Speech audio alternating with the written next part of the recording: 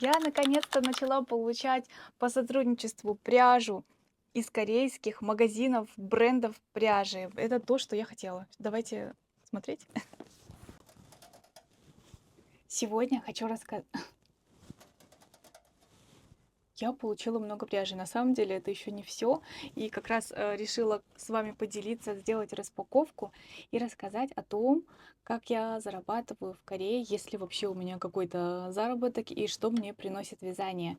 Давайте чуть-чуть поподробнее об этом вам расскажу. И спасибо огромное за то, что под прошлым видео, где я рассказывала о себе, о том, как я пришла к вязанию, когда я начала вязать, так много классных комментариев, мне очень приятно. И на самом деле, да, интересно, многие не думали, что я чувашка. И когда я сказала, что я чувашка из Башкирии, кто-то даже мне написал, что «О, вы башкирка, говорите на башкирском?» Нет, я же сказала в видео, что я не башкирка. Сказала, что я чувашка, но из Башкирии. Такое же тоже бывает. Поэтому спасибо огромное за любой там интерес к этому видео. Давайте сегодня про пряжу поговорим. И покажу вам что-то еще интересное, что у меня уже практически готово, что я делаю и откуда у меня столько пряжи. На самом деле ничего из этого лично я сама не покупала. И еще целая коробка. Давайте начнем с того, что у меня уже здесь есть. В общем, один раз, когда здесь в Корее я гуляла с подругой и ходила в городе Инчон в магазин пряжи, познакомилась там с хозяйкой магазина. Она заинтересовалась тем, что я веду блог, подписалась на меня везде и предложила мне сняться у них на канале, дать интервью о том, как я начала вязать и почему в Корее я рассказываю о вязании. Мне это было очень интересно, почему бы и нет, это же как бы реклама для моего канала и для моего блога. Поэтому я согласилась, и ссылку на это видео, на интервью я вам оставлю. Но сейчас не про интервью, а о том, что мне предложили еще и посотрудничать. При первой же встрече мне дали немного пряжи, которую я уже попробовала, и вязала из нее чепчик. Могу здесь фото прикрепить. Мастер-класса никакого не делала, но просто связала, носила. И даже мало носила, на самом деле, уже тепло началось. Уже останется на следующий сезон. Но после этого мне предложили еще попробовать пряжу. И даже посотрудничать, сделать, возможно, мастер-класс и набором продаваться в их магазине. Это для меня большой шаг. Потому что про заработок, да, я вязала немного на заказ. Несколько заказов здесь в Корее брала, немножко такая подработка была. И сейчас основной заработок, хоть и он небольшой, это монетизация YouTube. Благодаря тому, что вы смотрите мои видео, ставите лайки или еще пересматриваете с кем-то, делитесь, я получаю немного за это деньги, которые могу потом потратить на пряжу. Поэтому огромное спасибо, что вы смотрите мои видео, что вы их оцениваете, пишите комментарии. Это мне очень помогает. И мне очень хочется пробовать еще новые инструменты, покупать пряжу, снимать интересные мастер-классы, поэтому если вы хотите меня поддержать, то обязательно подписывайтесь, не просто так смотрите видео, да, не оставайтесь в стороне, если вдруг вам... Не то говорю. Также у меня здесь на канале есть спонсорство, увидите здесь внизу стать спонсором. Поэтому если вдруг вы хотите поддержать и вам нравятся мои мастер-классы, вы по ним вязали, у вас все хорошо получается, то я буду рада вашей поддержке. И когда у меня вот хозяйка этого магазина еще спросила, может, хочу я сделать какой-то мастер-класс, что бы я хотела продавать, какую пряжу я хотела бы выбрать, я подумала, ну, это предложение такое интересное, но не была уверена на 100%, что это реально, серьезно мне предлагают поработать вместе. И через какое-то время со мной связался прям сам директор бренда пряжи, и он уже привез мне пряжу. А, Изначально меня попросили, конечно, выбрать то, что я бы хотела, из чего бы я хотела вязать, поэтому я сейчас покажу, что я выбрала сама, что я придумала. И мне хотелось связать сумку. Я подумала про сумку, что для моего первого мастер-класса я буду более уверена в том, что я делаю товар, который можно не сажать на тело по размеру, а сделать цельную сумку, которая подойдет всем. Поэтому я выбрала пряжу. И изначально я хотела более базовую такую сделать шоколадную красивую сумку, возможно, маленького и большого размера, поэтому я подобрала вот такую классную хлопковую пряжу, хлопковый шнур. Здесь еще по-корейски так интересно написано, но здесь это подписано, что хлопковый шнур в составе 70% хлопка, и здесь подписано поли, то есть синтетическое волокно, еще 30%. Поэтому, если потом свои сумки покажу, будете вязать, то ориентироваться на такую пряжу или можно на полиэфирный шнур. Это шнур толщиной 3 миллиметра. Сейчас у меня уже остался вот здесь один моток, но у меня их было 3. Также мне еще дали вот такие карабины круглые для сумки, 4 штуки. И 2 молнии, потому что я хотела сумку сделать с молнией. Молнию тоже выбрала, мне ни в чем не отказали. В общем, все это отправили. А остальное, все, что вот у меня в корзинке здесь есть, мне дали попробовать. Это летняя новая пряжа, прям бобинами. Они на... Ой. Летняя хлопковая пряжа, 2 бобины. Одна побольше, 250 грамм, другая 200. Мне дали это все потестировать. Не обязательно даже снимать какой-то мастер-класс, что-то делать, а просто я могу о них рассказать, потестировать и дать им свой отзыв, как мне их пряжа, понравилось ли из нее вязать и для чего она лучше подходит. В общем, они хотят от вязальщиц реальные отзывы получить. Поэтому мне дали вот такие вот красивые цвета, такая пряжа приятная. Я еще ничего не начала, но у меня уже есть идеи, что можно из этого связать. Очень хотелось бы мне футболочки еще летние повязать, топы и футболочки. И, возможно, ажурные какие-то легкие совсем кардиганчики или лонгсливы. Поэтому для верхней одежды, мне кажется, отлично подойдет. Поэтому буду тестировать и обязательно вам показывать. Есть вот такие еще маленькие моточки. Они точно такие же, вот здесь по названию, да, Марты, здесь тоже так же. Просто граммов здесь всего 50, а здесь 250. Еще и цвета такие интересные. Но вот этого маленького еще моточка у меня есть еще один. Вот этот совпадает по названию, по составу с этим. Это то же самое, но только тоже 50 грамм. И 50-50 я даже подумала, можно потестировать, попробовать какой-то интересный топ сделать, соединив вот эти два варианта. Если у вас тоже какие-то есть идеи, что летнего хочется вам связать, возможно, из видео, где у меня были тренды, возможно, оттуда вам что-то хочется связать, но мне и правда тоже оттуда хочется связать трендового, поэтому летнюю одежду будем обязательно вот вязать. И еще я тоже сама уже проявила интерес, и им писала, что интересна пряжа, которая вот похожа на кожу. Здесь написано, что это фейк кожа, не настоящая кожа. Она и правда выглядит как такой кожаный шнурок. Я уже видела другие сумки, как люди вяжут как мастерицы вяжут из вот такого вот. Я уже видела, как другие мастерицы вяжут из похожего вот такого шнура, который очень похож на кожу. Сумки выглядели круто, поэтому у меня есть теперь моточек, из которого я тоже могу попробовать. Либо как что-то, как шопер, например, сделать с большими, с несколькими накидами петли, например, и внутрь положить мешок. Так думаю. Либо небольшую сумочку, в которую помещается там телефон, и, возможно, мелочь какая-то еще. Поэтому либо небольшая сумочка, либо уже шопер прям с дырочками, но внутри а, сумочка, вкладыш. Так, что еще? И И это еще не все. На самом деле вчера мне также написала менеджер и сказала, что у них уже готовятся осенне-зимние варианты пряжи, и они хотят мне отправить сэмплы, небольшие образцы, чтобы я тоже их попробовала. Поэтому коробку я уже сегодня прям получила, и вот решила сразу же видео заснять, вам показать, что же мне нового пришло. Давайте коробку тогда открывать. Так, надеюсь, здесь нигде имя не видно. Сейчас я поставлю вам, только коробку видно было. Я так сделаю, чтобы только коробку вы видели. Так.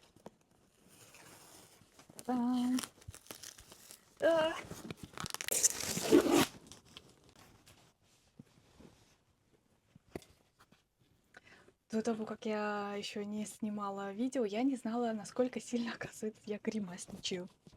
Поэтому, когда видео монтирую, я смотрю, я все время с каким-то странным лицом сижу. Надеюсь, вам это нормально. Так.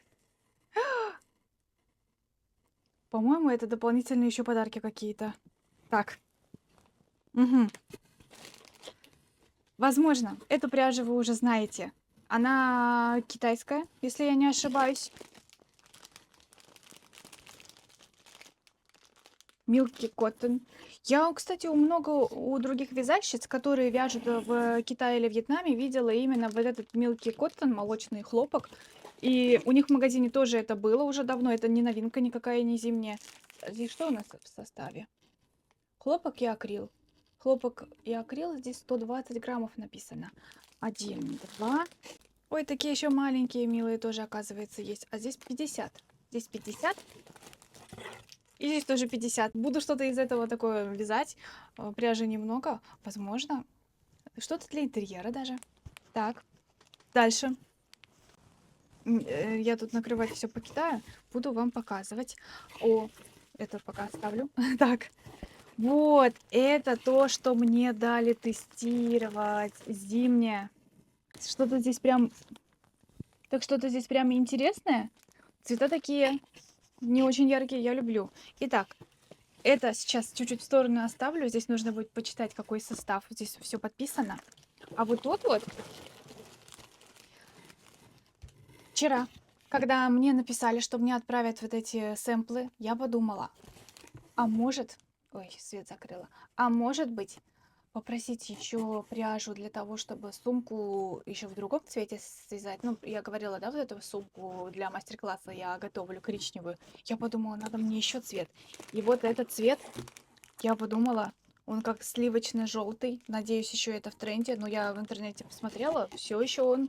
Ну, то есть я погуглила, посмотрела, все еще этот цвет в тренде. Поэтому желтенький и коричневый вместе я буду на фото где-то показывать для мастер-класса. Здесь на ютубе, везде. Думаю, будет красиво смотреться. Поэтому желтенький вот такой. Точно такая же еще пряжа. И еще вот молнии здесь светлые. Опять мне 2 штуки положили. Итак, 2 штуки это очень хорошо. Поэтому сумка. Может, про сумки сейчас расскажу, а потом уже новые сэмплы покажу. Сумки-то я все говорю. В прошлом видео, наверное, вы уже это заметили, да? У меня голубая сумочка была. Сейчас покажу еще у меня какие. Надеюсь, по этим сумочкам вы напишите свое мнение, потому что я очень-очень старалась подготовить что-то очень интересное. Посмотрите, у меня аж 3 штуки получилось. Они чуть-чуть отличаются. Давайте посмотрим. Первый голубой, который вы уже видели. У меня еще тогда не было молнии, поэтому я без молнии оставила и вышла прогуляться, положила внутрь мешок, а потом подумала, а выглядит-то хорошо, зачем мне что-то еще сюда добавлять, можно и так оставить. Поэтому первый вариант получился вот такой, в котором просто вкладывается мешочек. Если потом будете со мной вязать, и вдруг вам молния не нужна, или вдруг вам лень ее вшивать, то вот, пожалуйста, можно и вот так просто пакетик сюда, мешочек какой-то вложить, и все, готово. Я уже с ней активно гуляю. Могу здесь это видео прикрепить, как я вообще довольна с ней хожу. Это то, что я хотела сделать, чтобы такая и вместительная, и которая вот прям держит форму серьезная, не просто как небольшой шопер, а вот прям сумочка. Так, теперь следующее. Это вот то, что у меня было прям в голове, то, что я представляла и на что я коричневую пряжу просила. Вот она у меня, сумочка получилась вот такая. Она выглядит уже прям так серьезно, да, надеюсь. Прям такая подороже. Здесь золотые, золотая молния, и карабины тоже золотые. Все вот так вот по цвету подобрала, аккуратно все сшивала. Видео уже снимаю. Как все это собирать тоже. Видео обязательно покажу. Но здесь молния просто вот то, что я задумывала. Хоп. И достаточно много сюда даже помещается. Косметичка, мои крючки, наушники сюда, вот и телефон давайте Если, например, камера здесь будет лежать сейчас в чехол, да, я его тоже сюда положу. Что, во, держатель для пряжи даже сейчас еще закину. Это тоже. Так, так. Да, по-моему, здесь еще куча всего поместится, потому что вот здесь еще вот пространство какое. То есть можно еще много чего накидать, и все. О, готово. Та-да! В ширине вот так 7 сантиметров. Здесь 22, по-моему. Много чего даже вот помещается. Просто сейчас везде я буду с этими сумками гулять. Завтра мы выезжаем в субботу. Завтра суббота, 9 мая, а мы поедем в Пусан. И в Пусан я хочу взять эту сумку. Мы идем на свадьбу. Я думаю, если на свадьбу как-то оденусь и с этой сумочкой буду, то будет даже симпатично. Но в целом в Корее сильно не наряжаются, поэтому такая более базовая сумка и, не знаю, может даже футболочка или рубашечка какая-то, и все будет отлично. А даже как сейчас я оделась, можно даже так. По-моему, коричневый с голубым тоже красиво смотрится. И еще одну сумку давайте. Еще же одна осталась. Это прям вот из остатков. Очень фантазия просто. Это полет фантазии моей. Намотала. Раньше еще намотала всякую пряжу, которая у меня была цветная. Вот зеленый такой. Не люблю зеленый. Вот, простите, вот, ну, обычно он мне не идет. Странно я с ним смотрюсь. Может, сейчас освещение такое поярче и выглядит нормально. Но в целом зеленый всегда на меня смотрится странно. Я выгляжу с ним болезненной. Поэтому этот зеленый я не знаю, зачем купила. Возможно, какие-то цветы, что-то я вязала, какие-то листочки нужны были. В общем, у меня был этот зеленый. И мне было вот странно куда-то его применить. Я решила его намотать с другими цветами. И вот вперемешку с серым, с черным и с другими какими-то мне уже как-то он больше и стал нравиться. Поэтому вот такая сумочка у меня получилась. Еще есть такая же пряжа. У меня вот таких остатков намотанных много оказалось. Возможно, еще и второго большого размера я тоже сделаю похожую сумку. Посмотрим, как у меня получится. И здесь, если даже вы, не знаю, может, заметили, карабины серебряные, серебристые. Серебристые, а замочек здесь золотистый.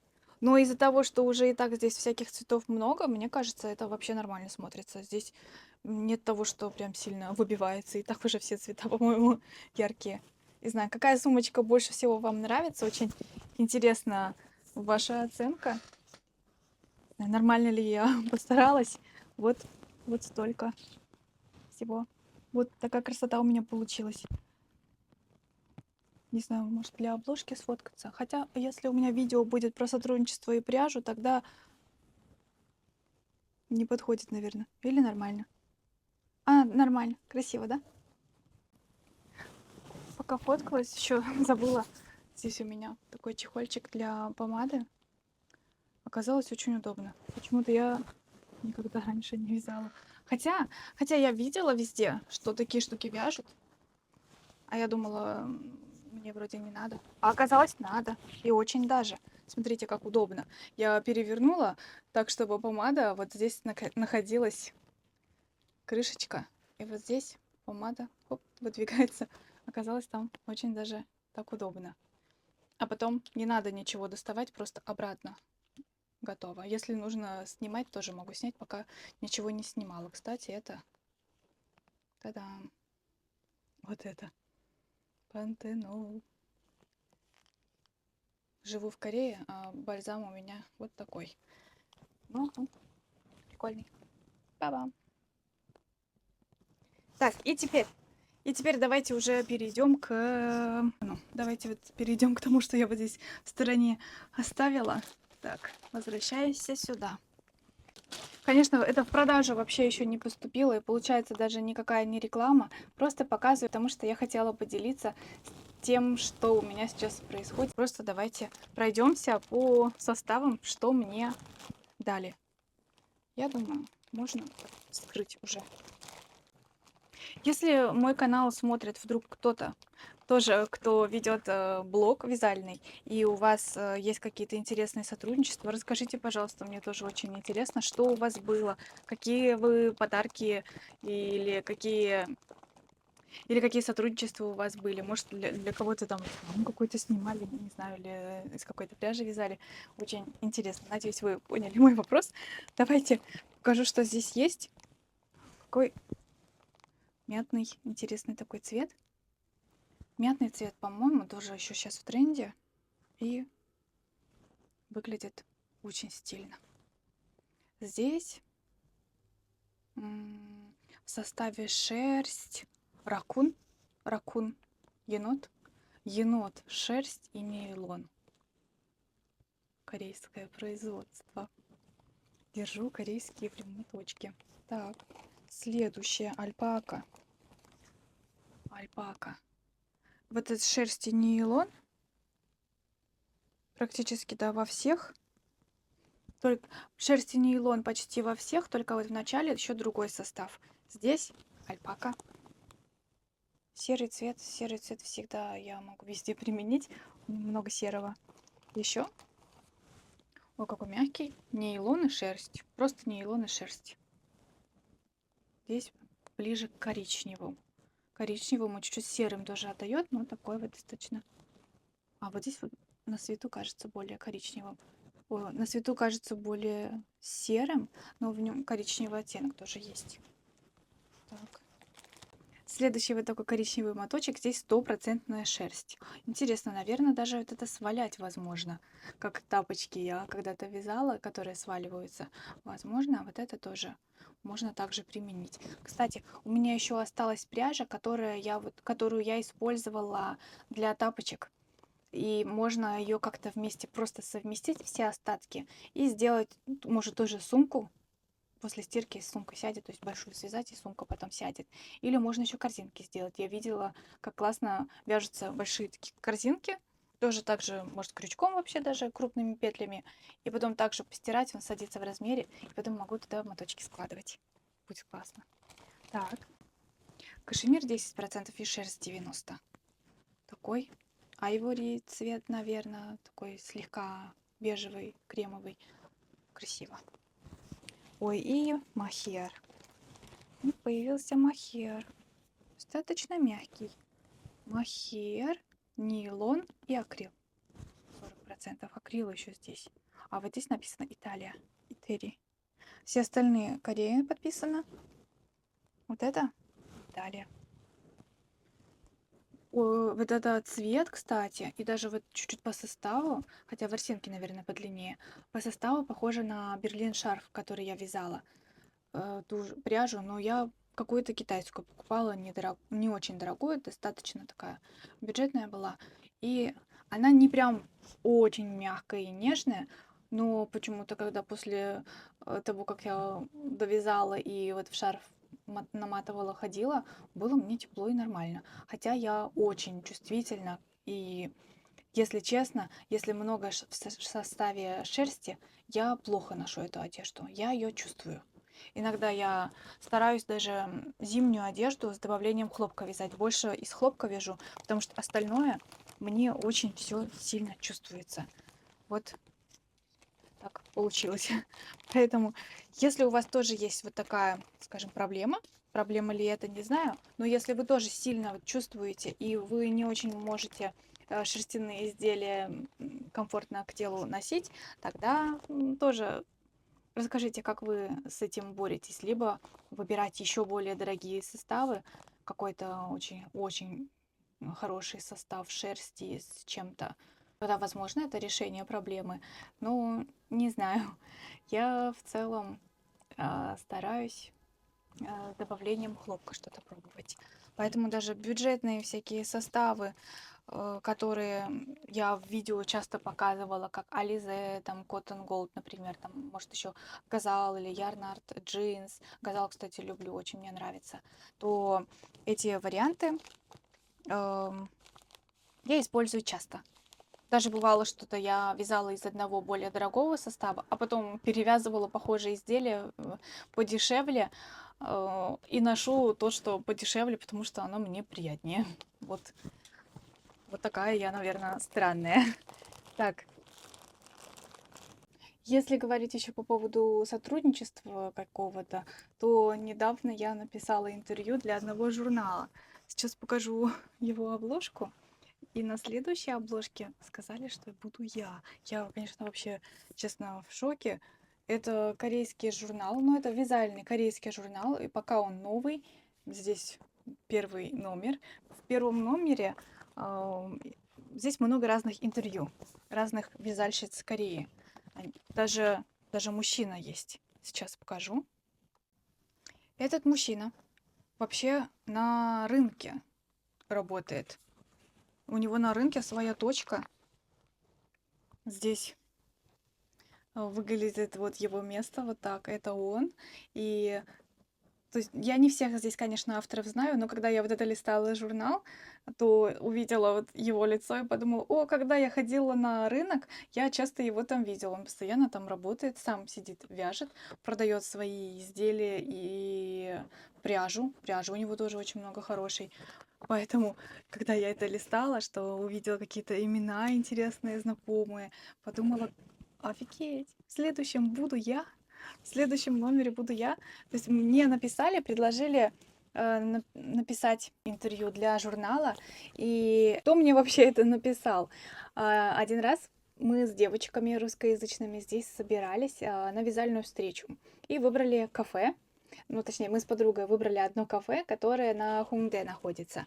И все мы там собрались и вот познакомились с хозяйкой этого кафе. Женщина так приветливо нас встретила, все показала, и мы посидели там, немного повязали, пообщались. Она даже нас тогда сфоткала и написала у себя в Инстаграме, что вот русские встреча, вязальная встреча русских девушек она написала, и мы обменялись контактами, подписались тоже друг на друга. И вот через какое-то время вдруг она мне написала. У них идут курсы даже, они дают сертификаты по вязанию, обучают. И вдруг она мне написала, чтобы я дала им интервью. И, конечно, я тоже, почему бы и нет. Я сейчас хочу сотрудничать и пробовать много чего интересного, разного. И все, что вот связано с вязанием, меня очень сейчас интересует. Поэтому, когда она написала и предложила еще и посмотреть этот журнал, сразу же почтой мне и журнал отправила, и список вопросов тоже по почте отправили. И я вот сидела, потом писала, и когда уже я отправила ответы все с фотографиями. Одно фото она выбрала и спросила, можно ли поставить это на обложку следующего номера.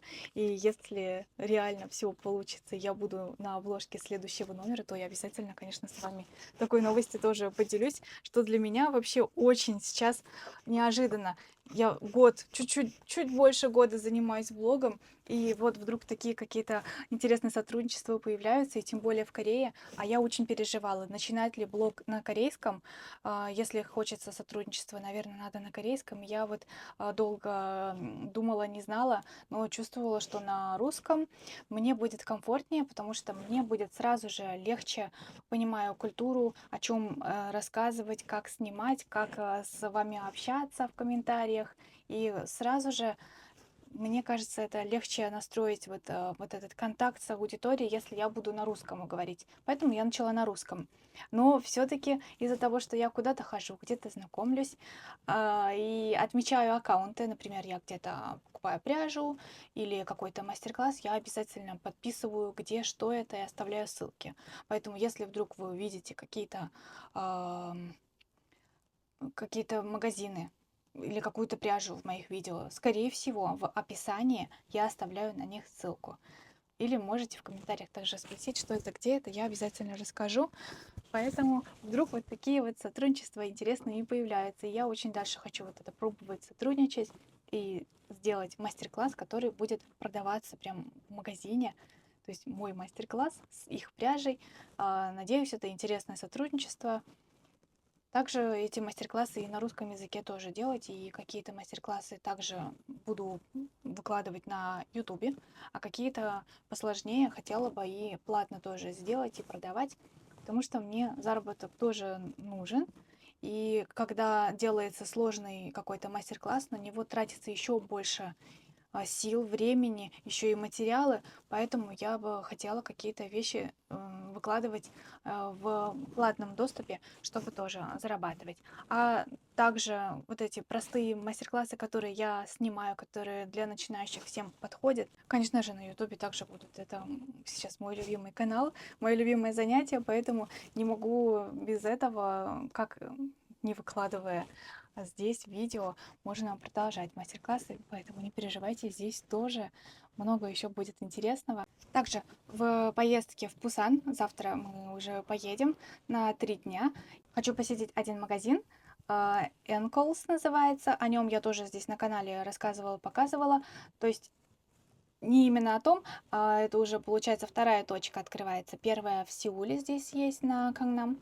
И вторая вот сейчас открылась в Пусане, в торговом центре. Хочу показать вам тоже, как они там открылись и что там есть.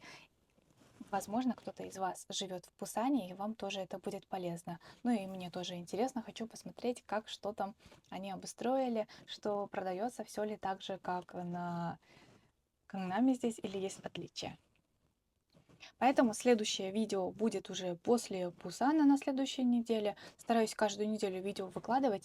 И также на следующее тоже должно быть видео либо в четверг, либо в воскресенье. Поэтому буду еще что-то придумывать, ну и готовить мастер-класс по сумкам. Если вам интересны эти сумки, можете что-то еще вот написать, спросить. Я бы хотела сделать 2 размеров. Ну, буду стараться делать в 2 размерах. Сейчас еще попробую делать большой вариант. Это был поменьше и хочу чуть-чуть побольше. Тоже можете написать, стоит ли делать большой вариант. Я пока еще не начала. Но мне ваше мнение на самом деле очень интересно, потому что от этого тоже зависит, будет ли потом этот мастер-класс востребован или нет. Поэтому я стараюсь быть с вами на контакте. Поэтому спасибо большое за просмотр и встретимся уже в следующем видео.